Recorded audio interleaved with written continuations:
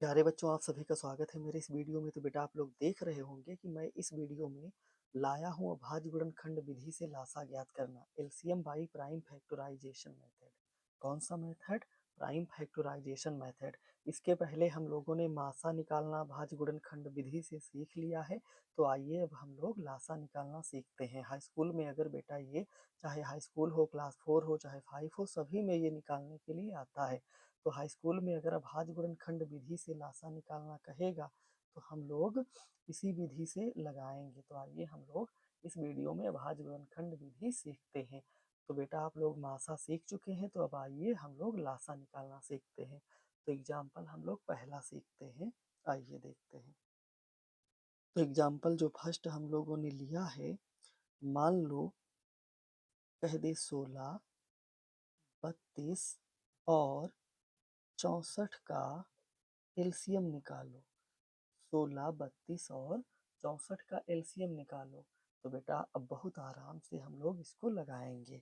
तो देखो सबसे पहले हम लोग 16 के फैक्टर कर लेंगे, फिर 32 के फैक्टर कर लेंगे, फिर 64 के फैक्टर कर लेंगे। ये अभाज्य गुणनखंड विधि है बेटा। तो सब अब देखो हम लोग 16 के फैक्टर करेंगे। दो अठी 16, दो चौके 8, दो दूनी 4 और दो एक कम 2। तो यहाँ पर दो एक कम दो, दो छंग 12, दो अठी 16, दो चौके 8, दो दूनी 4 और दो एक कम 2। 64 के कर लेंगे तो दो तिया 6, दो दूनी 4, दो एक कम 2, दो छंग 12, दो अठी 16 और दो चौके 8, दो दूनी 4 और दो एक कम 2। तो अब देखो बेटा, अब हम लोग एलसीएम कैसे इसका लिखते हैं। बड़े आराम से हम लोग इसका लासा लिख देंगे। तो सबसे पहले बेटा आप लोगों को समझना है कि जैसे मान लो कि इसके अंदर मैंने एक 4 नंबर डाल दिया, एक 2 डाल दिया, एक 3 डाल दिया, एक 11 डाल दिया, एक 17 और एक मान लो 15। अगर बेटा मैं इसमें सबसे पहले पूछूं कि सबसे बड़ा नंबर क्या है, मतलब सबसे छोटा नंबर क्या है, तो सबसे छोटा नंबर क्या है? 2 है। अब 2 से बड़ा नंबर क्या है? तो बेटा 2 से बड़ा 3 है, 3 से बड़ा 4 है, 4 से बड़ा 11 है, 11 से बड़ा 17 है, 11 से बड़ा 15 है, फिर क्या है? 17 है। तो अब हम लोग अपने सवाल में देखते हैं लासा निकालने के लिए। तो सबसे पहले बेटा आप ये फैक्टर देखो, ये फैक्टर देखो और ये फैक्टर देखो। तो देखो दो जो आया है वो सब कहीं, अब सब कहीं दो आए चाहे ना आए उससे हमें नहीं मतलब है। हमें देखना है सबसे छोटा फैक्टर है क्या। तो सबसे छोटा फैक्टर दो ही तो है जो सब कहीं आया है। अब देखो दो सबसे ज्यादा कहाँ पर आए हैं, है ना? दो सबसे ज्यादा कहाँ पर आया है? तो हम लोग बड़े आसानी से बता सकते हैं कि दो सबसे ज्यादा इस लाइन में आया है। कहाँ पर? इस लाइन में आया है। यहाँ दो 4 बार आया है और यहाँ दो 5 बार आया है, यहाँ दो 6 बार आया है। तो जहाँ पर दो सबसे ज्यादा बार आया है उसे ही हम लोग यहाँ पर नोट कर लेंगे। तो देखो दो हमने यहाँ पर 6 बार नोट कर लिया है। अब सबका क्या कर देंगे? गुणा कर देंगे। तो दो दूनी 4, 4 दूनी 8, 8 दूनी 16, 16 दूना 32, 32 दूना 64। तो बेटा एलसीएम कितना आ गया? 64 आ गया। तो क्या आप लोगों को समझ में आया है?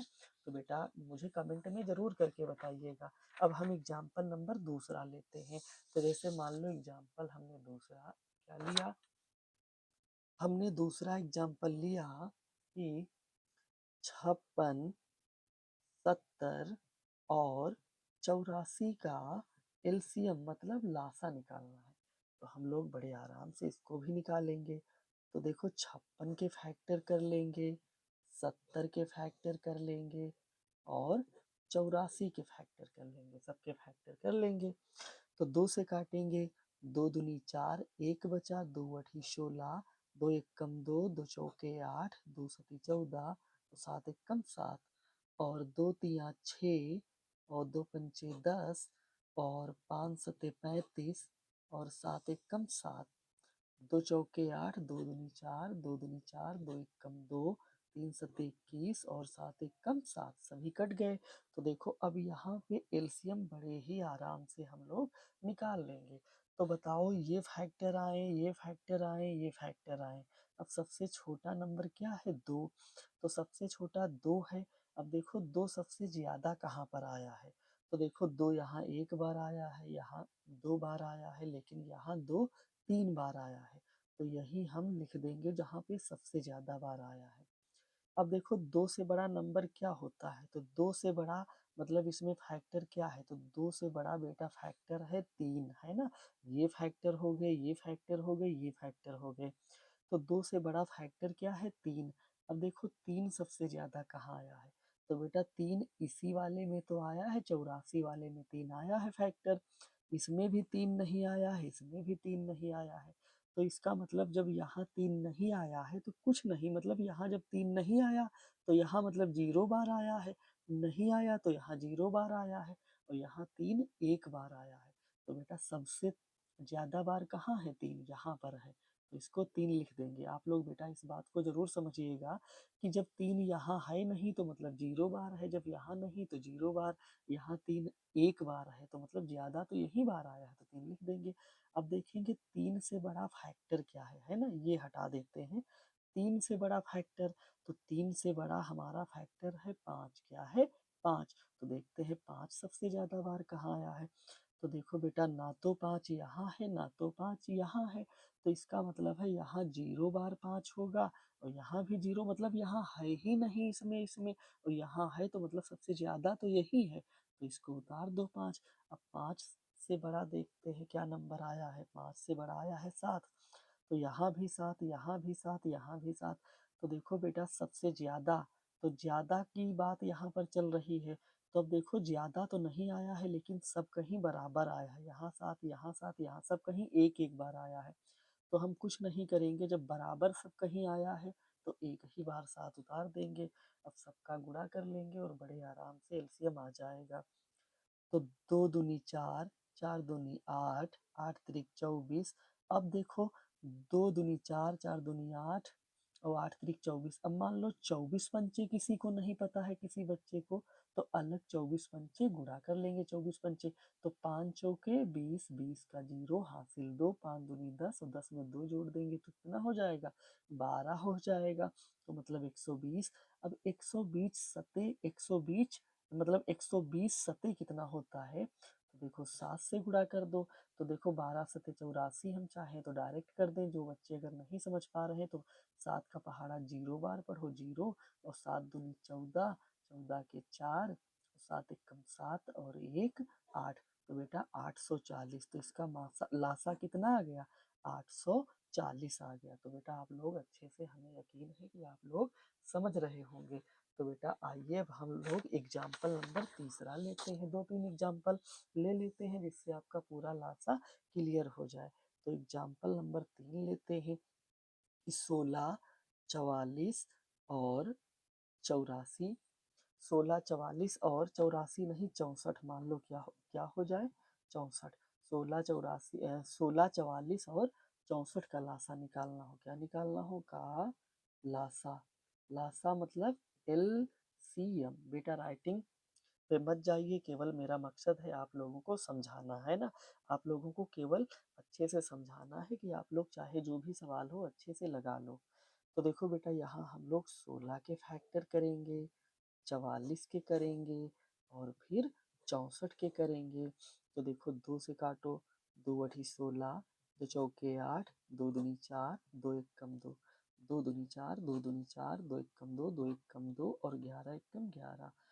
2 तिया 6, 2 दूनी 4 और 2 एक कम 2, 2 छंग 12, 2 अठी 16, 2 चौके 8, 2 दूनी 4 और 2 एक कम 2। अब इसके फैक्टर हो गए, बस बड़े आराम से एलसीएम इसका हम लोग लिख देंगे।